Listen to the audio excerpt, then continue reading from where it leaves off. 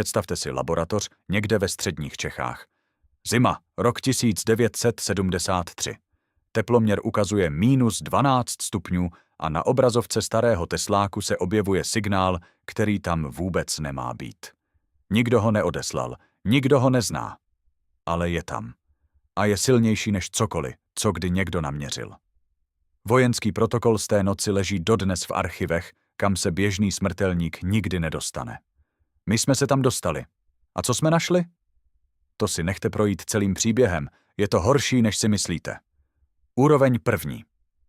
Povrch. Úroveň první. Povrch. V odtajněných vojenských záznamech z roku 1973 se opakuje jedna věta, napsaná vždy stejným rukopisem. Signál je nejsilnější při -12 stupních.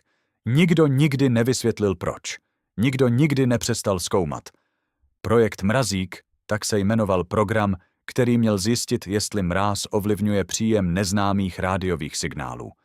Běžel téměř 20 let. Pak zmizel. Doslova, všechny dokumenty byly skartovány. Tady začíná příběh, který vám nikdo nechtěl říct. Začneme od základu. Od papíru. Byl rok 1981. Josef Šíp, metodista armádního radiokomunikačního výcviku, dostal za úkol sepsat příručku. Interní metodická publikace o rádiovém průzkumu a elektronickém boji, nic, co by vzrušilo kohokoliv za branami ústavu.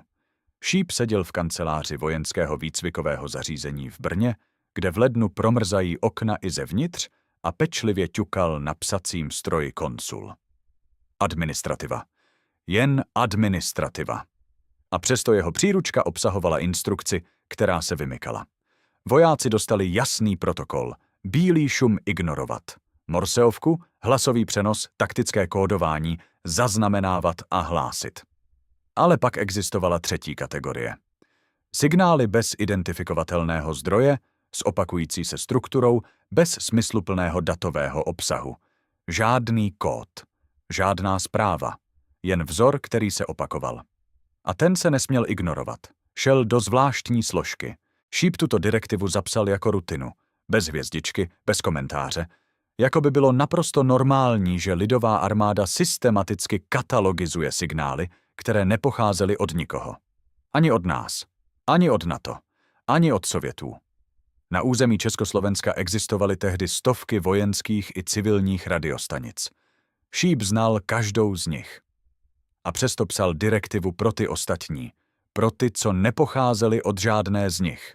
Zapamatujte si tohle. Vrátí se to způsobem, který nečekáte. O 7 let dříve, v létě 1974, vydal Ústav radiotechniky a elektroniky Československé akademie věd vědeckou studii. Autoři: fyzici V. Zima, O. Buzek a J. Hrdlička. Téma: ionosférické fázové anomálie.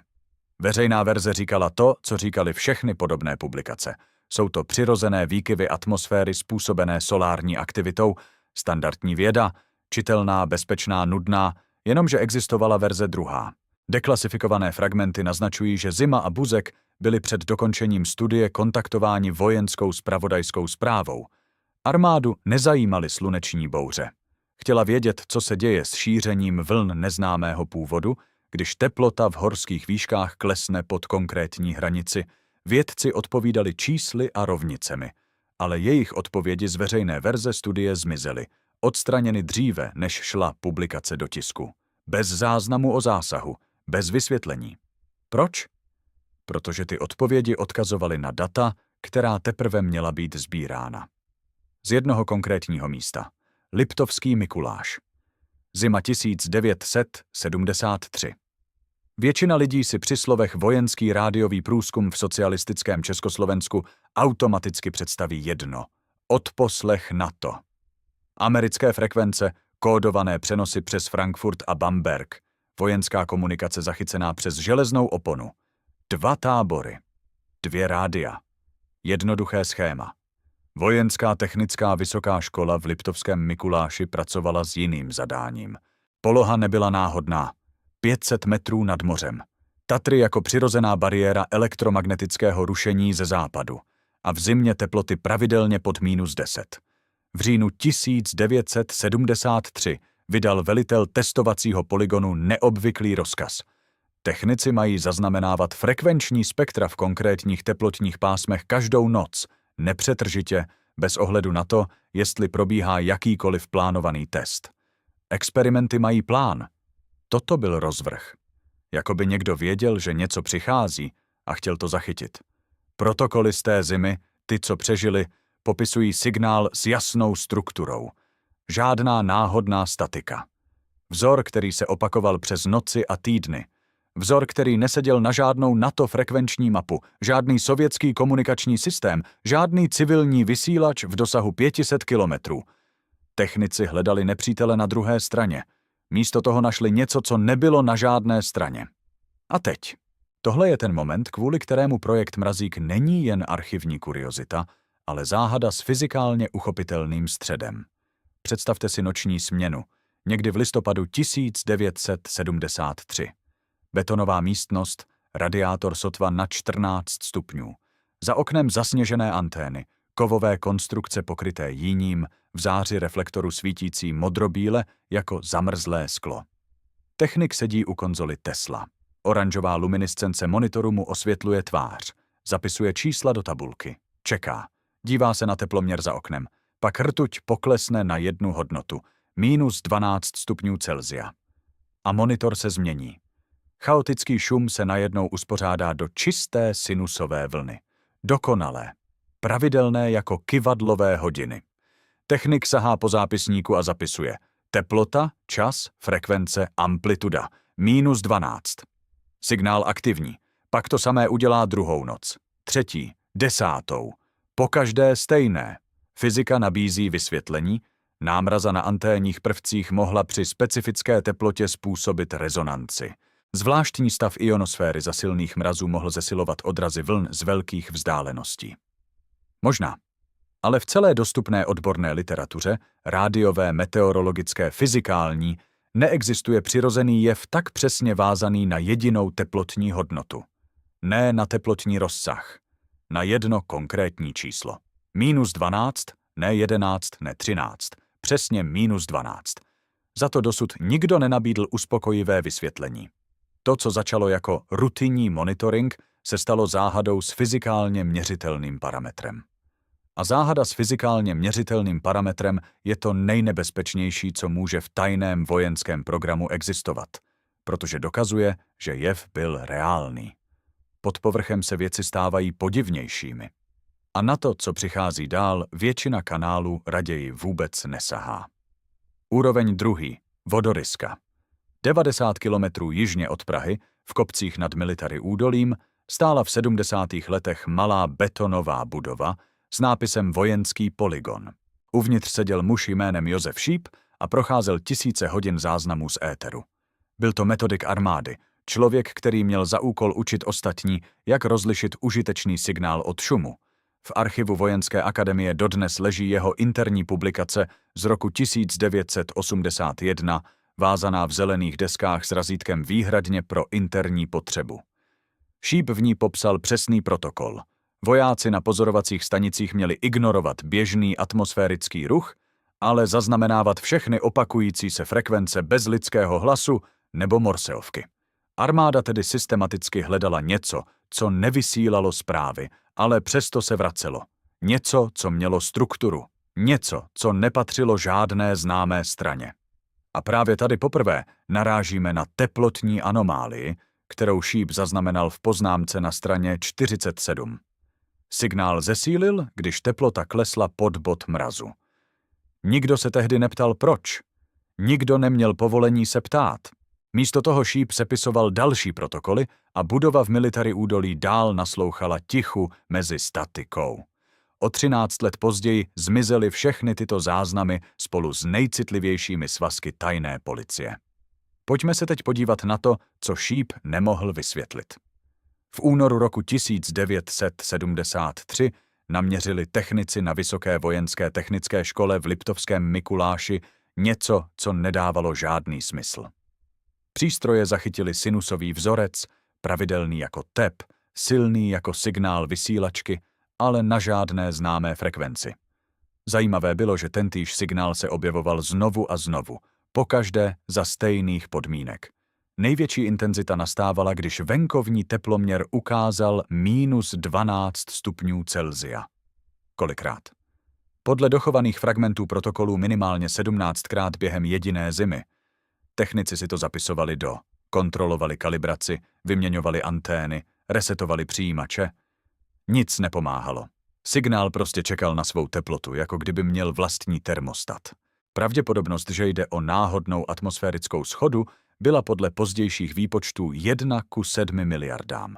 Přesto armáda pokračovala v měření, protože i když tomu nikdo nerozuměl, data byla konzistentní. A konzistentní data v totalitním státě nebyla k vyhození.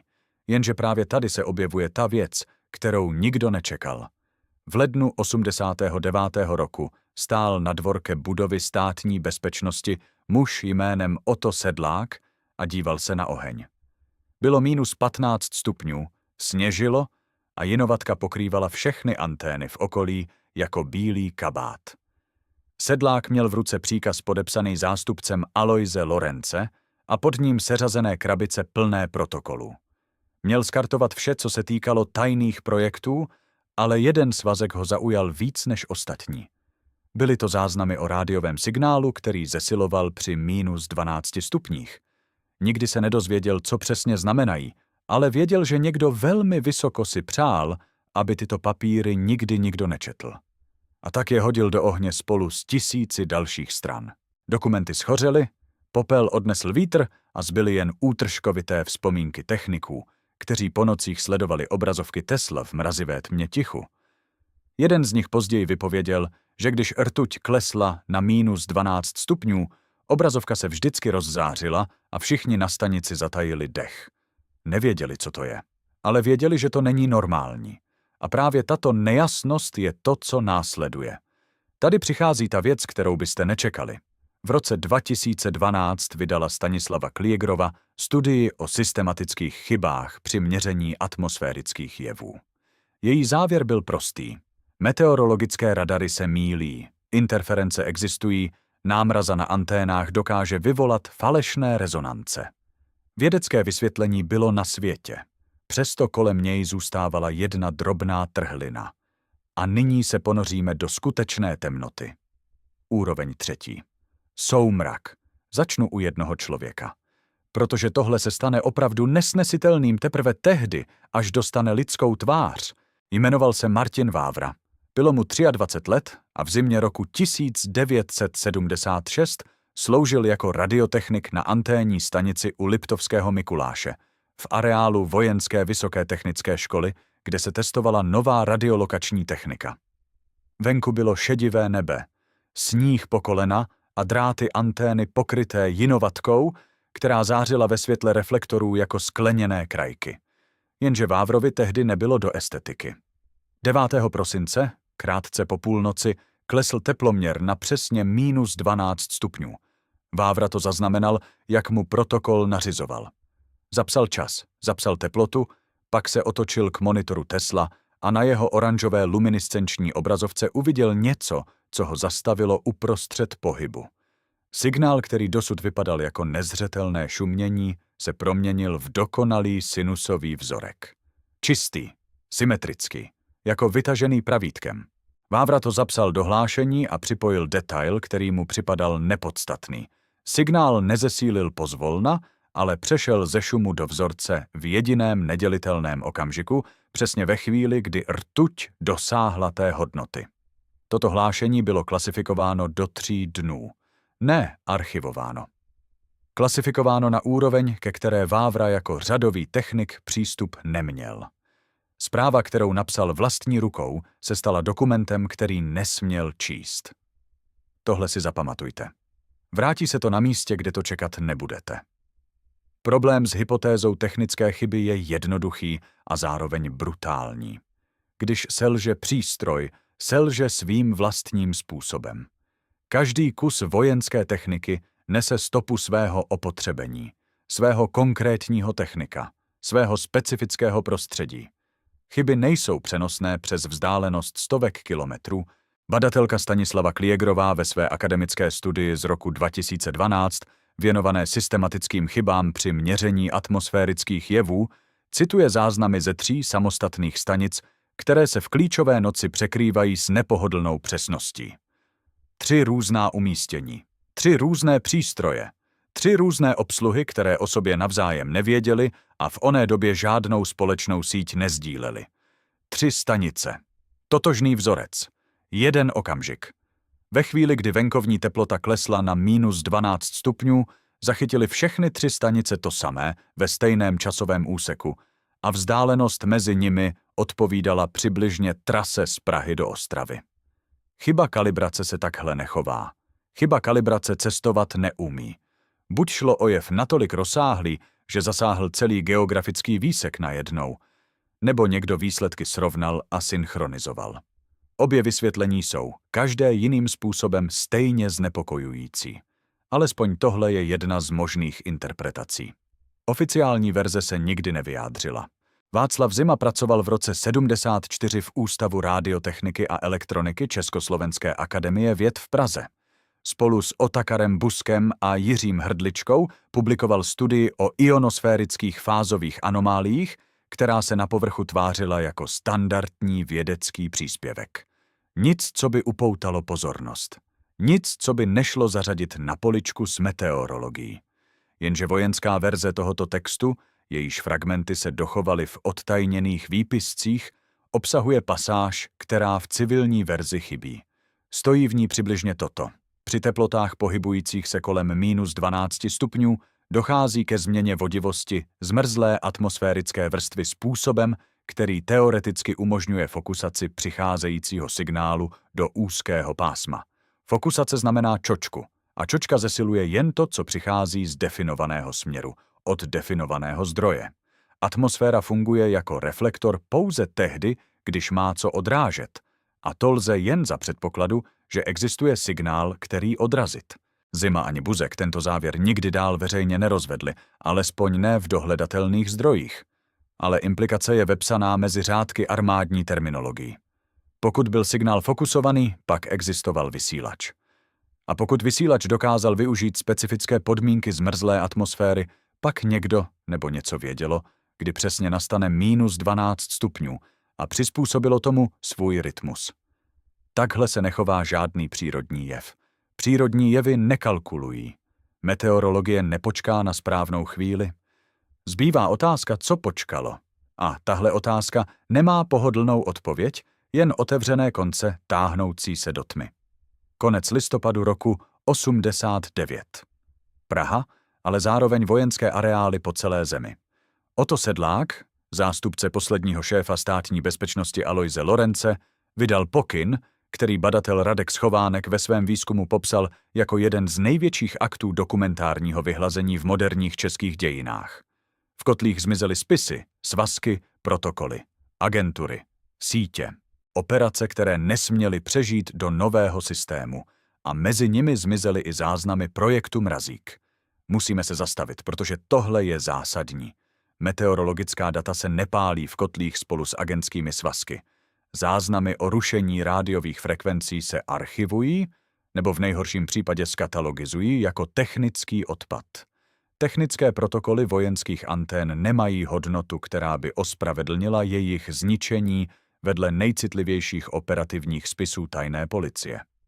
Pokud někdo zařadil záznamy projektu Mrazík do stejné kategorie likvidace jako aktivní agentské sítě, pak je musel považovat za stejně nebezpečné, stejně kompromitující, stejně nevhodné k přežití do nového řádu. Tuto mezeru mějte na paměti. Brzy do ní zapadne přesně to, co nám chybí. Fragmenty, tak bychom mohli pojmenovat vše, co po projektu Mrazík zbylo. Útržkovité vzpomínky techniků, kteří si pamatují oranžové záře monitorů Tesla v mrazivé tmě kasárenských místností, ticho na pracovišti pokaždé, kdy rtuť klesla na tu hodnotu, a pohled nadřízených, kteří věděli víc, než říkali. Klasifikovaná hlášení, která se dochovala náhodou v nesprávné obálce.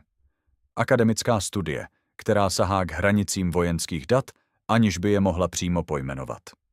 Schovánek při rekonstrukci aktu z Kartace narazil na koincidenci, které věnoval jen jednu stránku zápisů z výpovědí pamětníků, možná proto, že to nebyl výzkum, pro který byl vyzbrojený.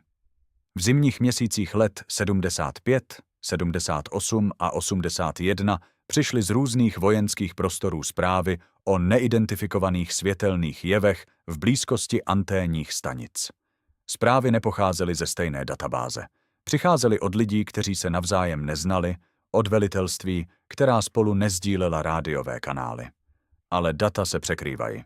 Pokaždé zima, pokaždé noc, pokaždé v bezprostřední blízkosti stanice, kde byl v tu chvíli zaznamenán signálový vrchol, 3krát v zimě roku 75, 2krát v 78, jednou v lednu roku 81. A pokaždé bez jediné výjimky termometry ukazovaly -12 stupňů. 7krát. Stejná teplota. Stejný vzorec. Různí svědci, kteří spolu nikdy nemluvili. Náhoda nemá takovou strukturu. Náhoda se neopakuje 7krát se stejnou teplotou, na podobných místech, v podobný čas. Náhoda se nezorganizuje přes 3 archivy a 2 desetiletí. To, co vidíme v těchto fragmentech, nevypadá jako náhoda. Vypadá to jako pravidlo. A pravidlo předpokládá, že ho někdo nebo něco dodržovalo. Zbývá otázka, co se vracelo za těchto podmínek. Co přesně potřebovalo -12 stupňů k tomu, aby prorazilo pozemský šum. A proč se ta věc po roce 81 přestala objevovat v záznamech. Vstupujeme teď na území, kam se málo kdo odvažuje.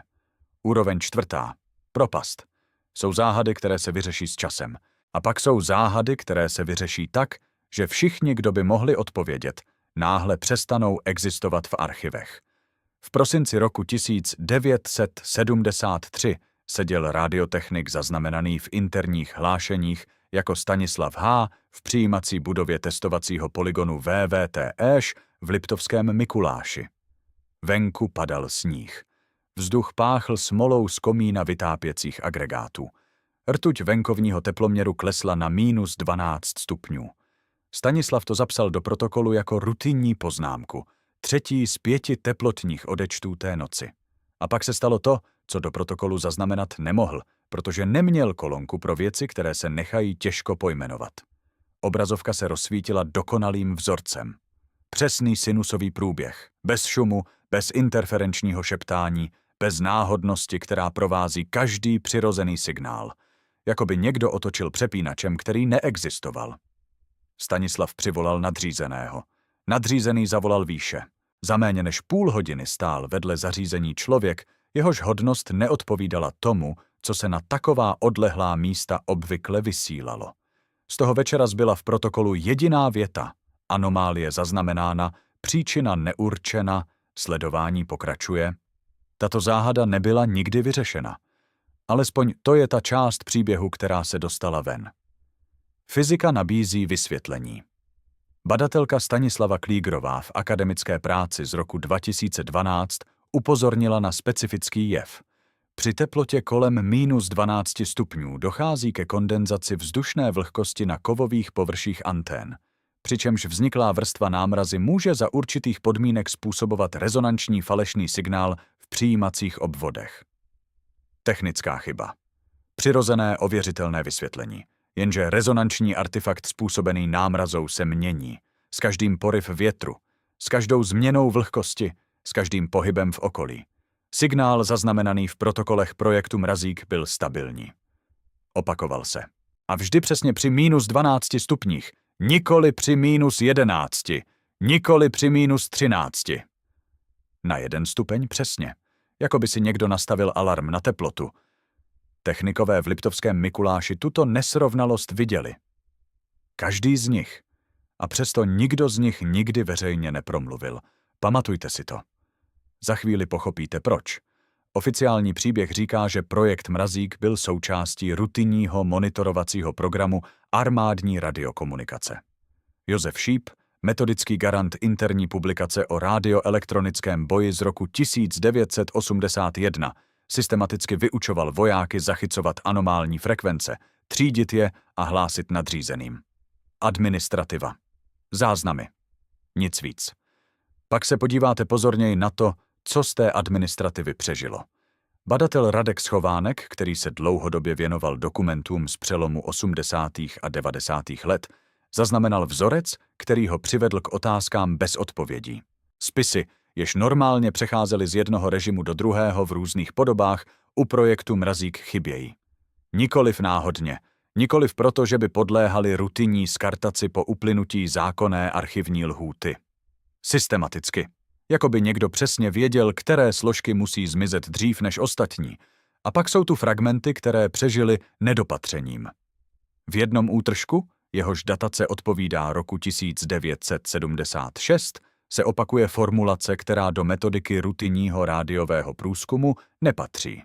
Věta, která říká, zdroj signálu nelze přiřadit k žádné identifikované vysílací entitě. Ne stanici, ne zařízení, entitě. Vojenský protokol je velmi přesný dokument. Každé slovo v něm je záměrná volba. Kdo v roce 1976 píše do vojenského protokolu o entitách, na jaře roku 1978 dostali technici na VVT-EŠ instruktážní list ke správnému provozu nového sovětského přijímacího systému.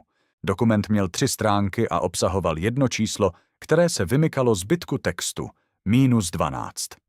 Instrukce konkrétně uváděla, že při teplotách okolního prostředí pod -12 stupni je nutno neprodleně zaznamenat každou odchylku od referenčního spektra a tuto odchylku nahlásit mimo standardní komunikační kanál. Mimo standardní komunikační kanál. To nezní jako rutina. To zní jako připravenost na něco, co se bude opakovat. Podle osobních poznámek jednoho z tehdejších instruktorů, které dokumentuje Kliegrová ve svém textu, chodili technici na tyto směny s pocitem, který jeden z nich popsával jedním slovem. Ostražitost. Ne zvědavost. Ostražitost. Jsou to velmi různé pocity. Zvědavost vás táhne ke dveřím a chcete je otevřít, ale ostražitost vás nutí stát 5 kroků od nich a nestrácet ze zřetele, kudy je možné odejít. Co přesně věděli, nebo co jim bylo sděleno, aby věděli, se pravděpodobně nikdy nedozvíme. Instrukce byly klasifikovány. Originál po roce 1989 zmizel. Zbyla rekonstrukce z osobního archivu, která sama o sobě bez primárního zdroje nic nedokazuje. Kromě jedné věci. -12 stupňů. Napsáno ve 3 různých dokumentech, 3 různými lidmi, kteří se nikdy osobně nesetkali. Na konci listopadu roku 1989, v týdnech, kdy davy procházely Václavským náměstím a celý svět sledoval rozpad systému, se odehrávalo něco jiného. Něco tiší, systematičtější. V budovách státní bezpečnosti a přidružených vojenských prostorech hořely kotle. Otto Sedlák, zástupce tehdejšího šéfa StB Aloise Lorence, vydal přímý pokyn k masivní destrukci dokumentů. Badatel Radek Schovánek tuto skartaci označuje za jednu z největších systematických destrukcí historického materiálu v moderních dějinách tohoto státu. Hořely tisíce svazků, celé kategorie operativních spisů, jména, operace, protokoly. A právě tehdy zmizela velká část primárních záznamů projektu Mrazík. Zamyslete se nad tím. Armáda tento program celá desetiletí označovala za rutinní monitorovací záležitost. Tabulky teplot, frekvenční odchylky, administrativa. Věci, které v chaosu revoluce nikoho nezajímají. A přesto skončily ve stejných kotlích jako nejcitlivější operativní svazky tajné policie. Proč? Technik identifikovaný v pozdějších svědectvích jako Pavel R. popsal ve výpovědi z roku 2003 tento proces s jednou konkrétní vzpomínkou. Nadřízený mu přinesl hromadu složek a řekl pouze: tyto jdou první.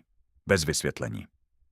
Pavel R. se neptal, věděl, že na vysvětlení se neptá. Říká, že nevěděl, co bylo uvnitř. Ale vzpomíná na 2 věci.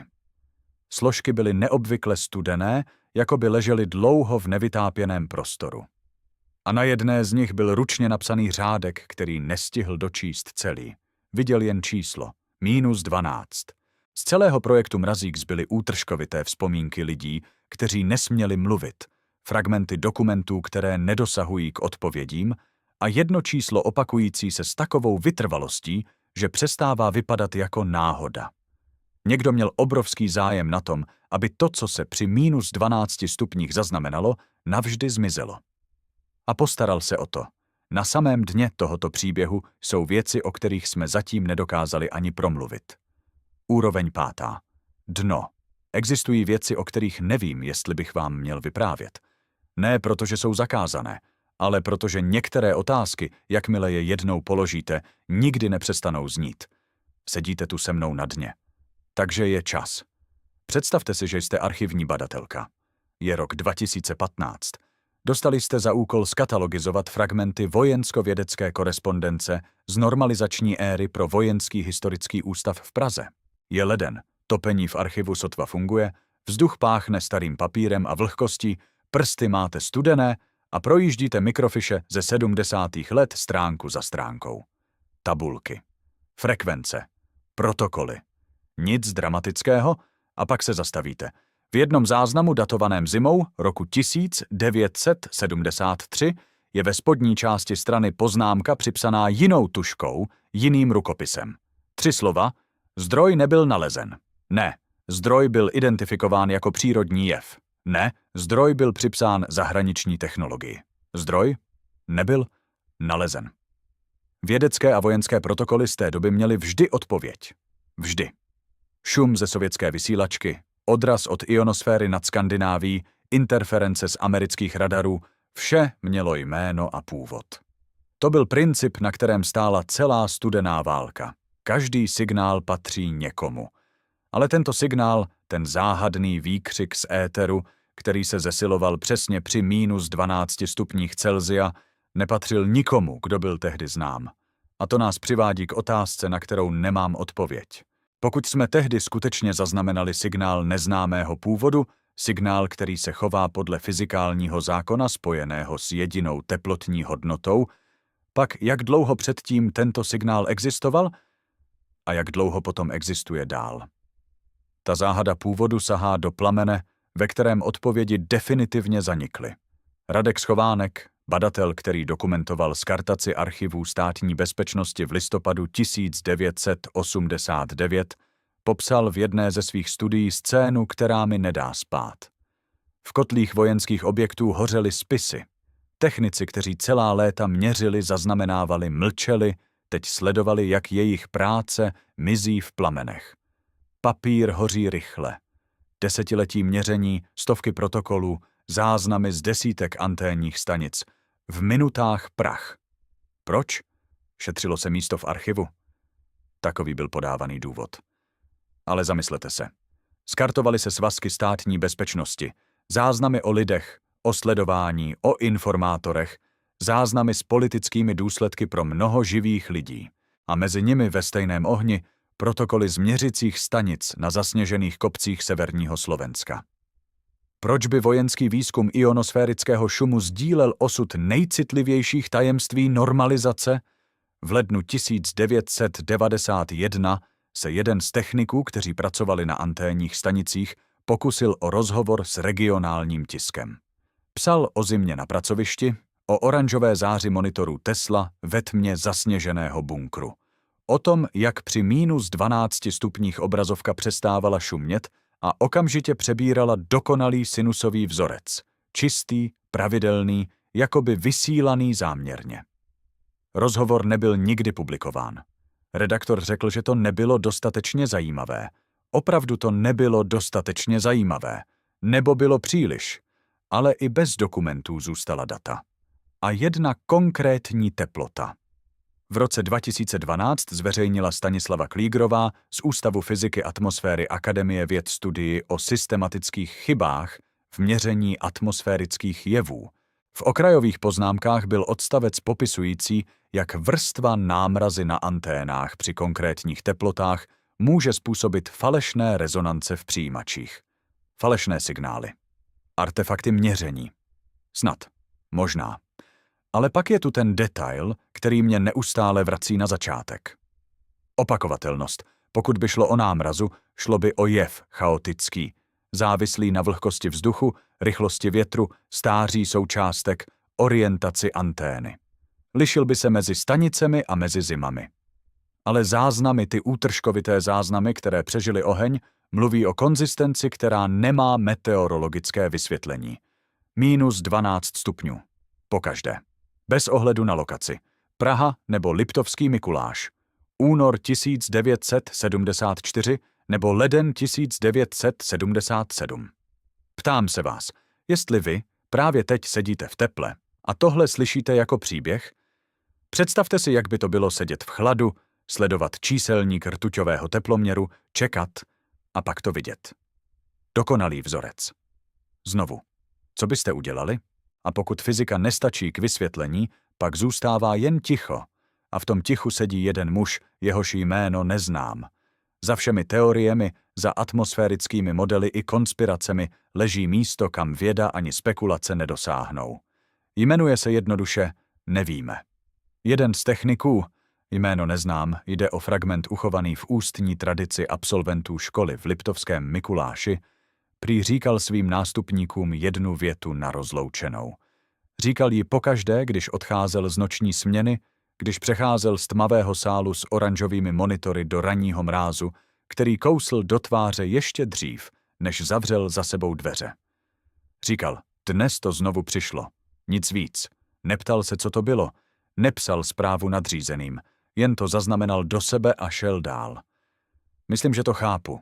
Existují pravdy, které lze uchopit, popsat, předat, a pak existují pravdy, které znáte pouze v tom jediném okamžiku, kdy stojíte před nimi. V chladu. Sami. S přístrojem, který ukazuje něco, co by ukazovat neměl.